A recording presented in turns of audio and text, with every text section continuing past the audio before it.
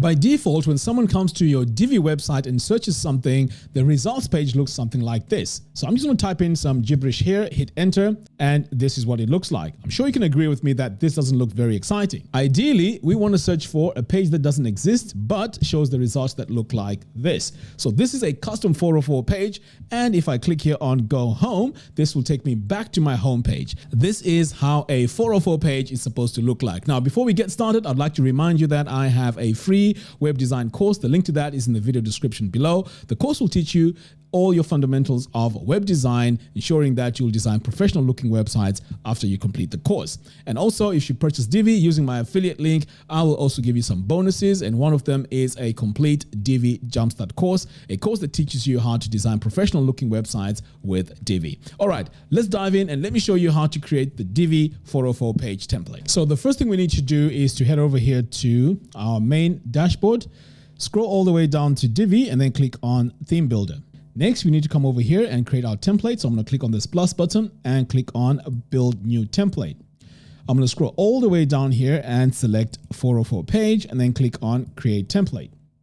So here is where our template is, but now we need to add all our content into the actual page. So I'm going to come over here and build custom body.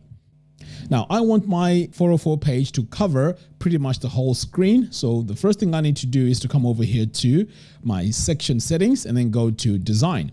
So here we want to go to sizing and look for a minimum height, which is right here. And we need to add 100 VH. So once that's done, I can now, in fact, you know what, before we navigate away from here, let's also add a beautiful background color. So I'm going to come back over here to my content, go to background. So ideally I would like it dark. So I am going to come over here to my global colors and use, one of my colors here.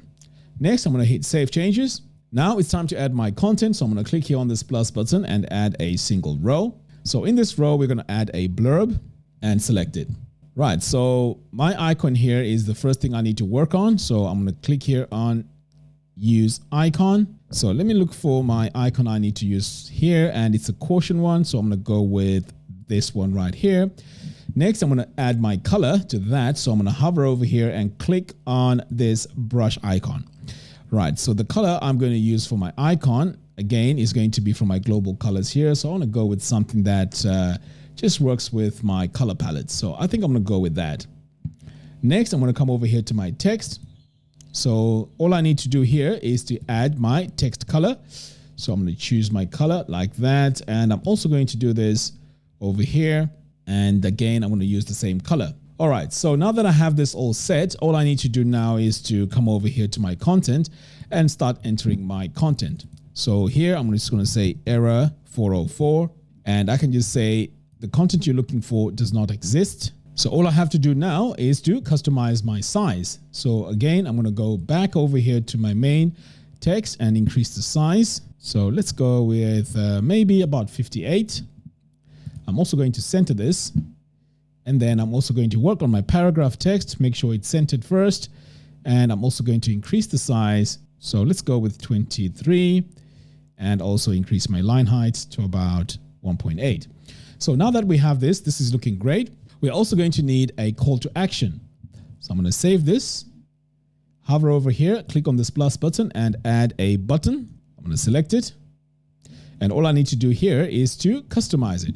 So first of all, I'm going to come over here to the link and make sure that this links to the home page. So I'm going to select my home page here. It's a dynamic link. And then over here on the text, I'm just going to say go home. Next, I'm going to come over here to design, alignment, and make sure this is centered. And then I can go in and customize the button. So I'm going to activate use custom styles for button. The size here is fine. All I need here is my button text color, which I'm going to set to white. And then I'm going to come over here to my button background color, go to my global colors, and I'm going to go with this color here. I'm going to remove my border width, and pretty much that's all I have. I'm going to save this. Okay, right now my content is all the way here at the top. So I want this centered. So what I'm going to do is to come back over here to my section settings, go to advanced, custom CSS, and on my main element here, I'm going to say display flex.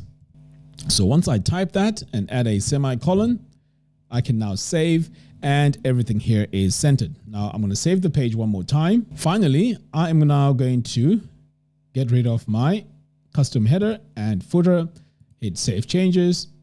Now it's time to test and see if this is going to work. So I'm going to open my site here in a new tab, and then I'm just going to search for something. So I'm going to add a /, type in some gibberish, hit enter.